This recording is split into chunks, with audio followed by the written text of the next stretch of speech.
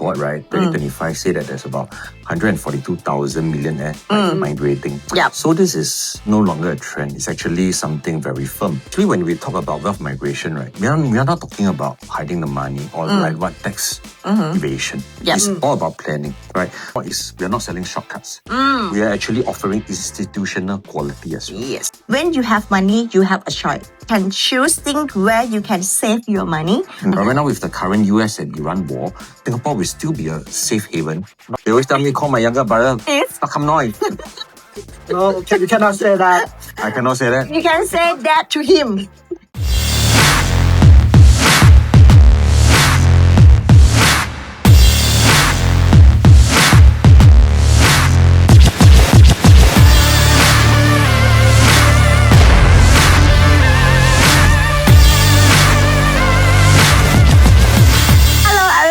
We are starting this podcast today at episode 0, Geeks from Unique Prime. Today we're gonna starting PrimeTalks. We're going to talking about global things, business.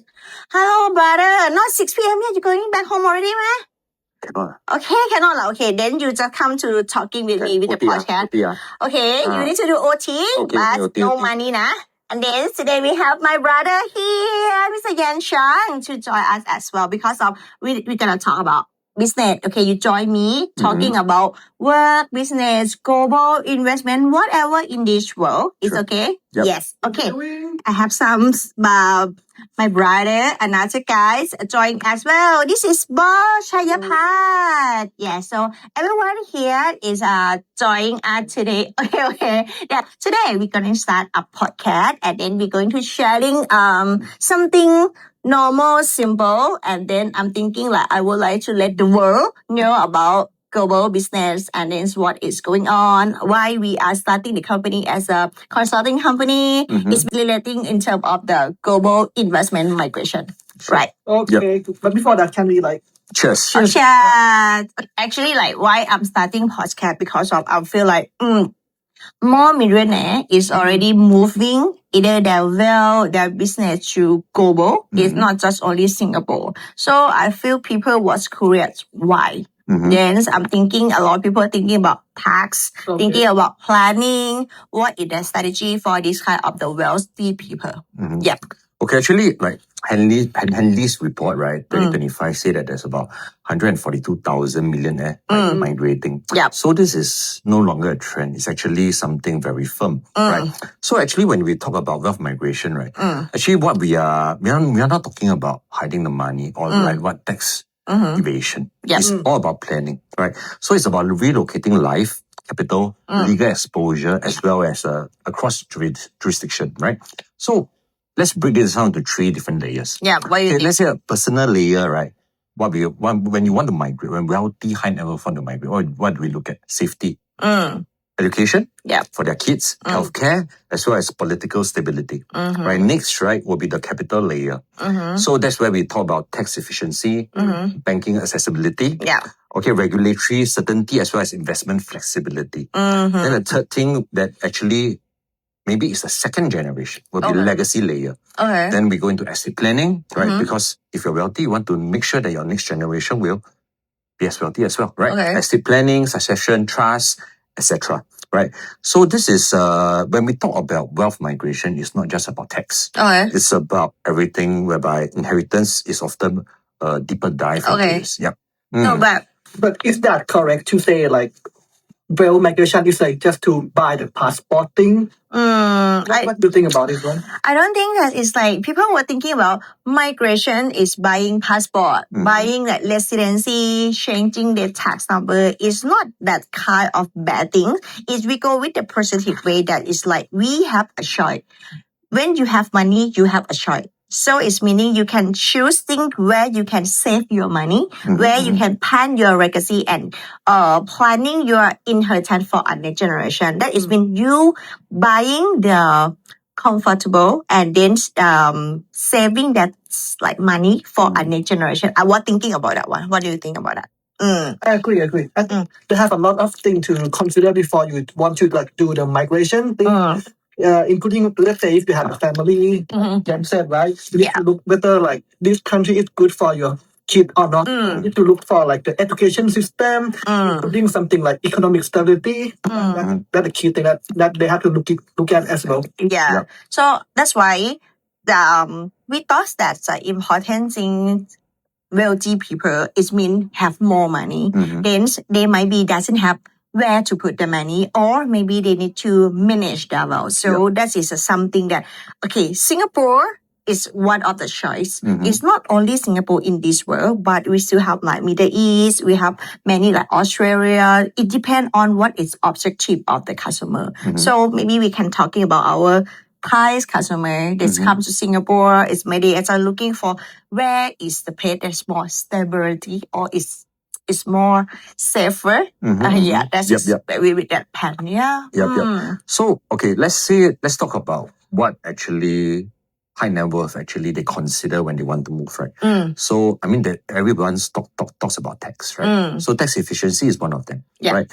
But actually many of us, we do not actually for tax, right? It's mainly for the first generation entrepreneur. Right. When you talk about second and third generation, it's more of succession planning, inheritance tax. Right. So other than tax, there's political, personal security, education, and also succession planning, as I said earlier. So these are the few things that I would say right now high net worth they actually think about before they actually just migrate or even say get a passport, get a second passport. It's easy sometimes, right? But it's all about stability. And it's also about the reputation of the passport that you're getting as well, right? So what do you think? Yeah. So actually, in Singapore context, right, I think maybe we can look at right now, maybe discuss on the few tax haven countries that is around right now. Definitely, we go to Dubai. But if you're talking about tax havens, I will talking about definitely 0% tax in personal income. But the thing is, like talking about more stable, I would choose Singapore. That's why I'm here with my business is also here as well because I no need to do a capital like it doesn't pay the dividend tax. And then I only pay the personal income tax, and then I'm more politics good also. Look like you like work with a lot of Thai clients. Yes. Any word that you know? Any word that Sawadee-krap. Okay. Right. Starting last time I always say ka, but I realize now I need to say kap. Yes. Right. Kap. And they just teach me as my younger brother here. They always tell me call my younger brother. It's Pakam Noi. Right. No, you cannot say that. I cannot say that. You can say that to him. And you are me. They tell me this is calling a small brother, my little brother. Yes, but that you're small brother. Alright, let's go back to our topic first. Okay. First. Sure. So what do you think about the situation of the Dubai right now? Yeah. I heard a lot of people right that before that, right? Try to like target Dubai as a second like migration goal to go there. What do you think? To be honest, not just only Dubai, Hong Kong, Singapore, right? They've been trying to be a financial hub whereby stable. Or to be honest, actually a lot of time stability. When we talk about businessmen, high net worth, right? They don't need us to actually get better investment, higher investment returns for them. Right? They just really want somewhere whereby we can come up with a structure whereby they're stable, tax efficiency, stuff like that. But right now with the current US and Iran war, definitely I think I don't have to say much, right? Everybody will just know that actually right now Dubai is not as safe as we thought before. Same thing, it can happen to Singapore as well. But I think much more unlikely because of our neighboring country, right? We are still very cordial as well, right? Not like the situation in Middle East as well. So in that age, right, I think if nothing goes wrong, right, Singapore will still be a safe haven, not say a safe haven, a very safe country, politically safe, as well as a stable currency country for investors to actually look into to put their money in. I feel Dubai, Middle East, I feel like that's also safe country, good. And then it's like residency is good, everything is good. Singapore as well. But all these countries around the world is also have a weakness also. So the weakness like us, Singapore, it also, we are independent. Actually, we are super independent. We are independent in Southeast Asia, but just stronger. That is meaning like one day, your military, like national service thing is might be not strong that much. I'm not sure. Okay, strong also. You also can practice more to something that way. Of course. But in terms of that, right, every country got their own weakness. Not every country have all like 100% good also. Then, but it's just, I can call like you can expand their own leagues. Okay, you can just put your Monaco. Yeah, they have in Monaco, go Luxembourg, go Europeans, go US, go Dubai, go Singapore, go Hong Kong. All this kind of thing is you are expand your league to another country, not just only put your portfolio or your money in just only one country. That's what I'm but do you realize that actually sometimes it's easy to get a passport, right? And actually, a lot of times you ask yourself whether the due diligence is robust enough, whereby banks, counterparties, regulatory authorities, right, they respect this structure. And that is where Singapore plays a huge role, right? We are way more stable. I think I would like to add on a bit, right? I think it depends on the goal that you want, right? If like let's say today you want some country that can give you like passport as fast as possible, maybe Singapore might not be the choice. You might look at for like some country that you can be the fast track to get the second like passport. But for Singapore, of course, I think like the process sometimes it take a bit longer compared to other countries. But you need to trade off as well. When you say like the process is longer, it means that it's more secure. It's more like all the regulation is more strict. It depends on goal that you need to looking for as well. Yeah, definitely. Like they say, Singapore we are not selling shortcuts. We are actually offering institutional quality as well. Yes. That's the reason why actually, although we might be more expensive, it might take longer. We are way more stringent. Customer might find a hassle. When I'm bringing money to Singapore, why are you asking me so much question? That is precisely the point. People dare to invest and will want to invest in Singapore. Okay. Right? Yeah. So you think that it's worth is that we can come across to Singapore in terms of the planning and everything? I would say it really depends on yourself, right? If you value Singapore as a place whereby you preserve your capital, and structure, succession, and also access to Asia, right? Then maybe Singapore is a good option. But if you really want low tax address, there's definitely cheaper options out there, right? We all know that. But if you really want credibility, banking quality, institutional trust, Singapore is at a different level. What do you think, boss? Oh, you already answered everything.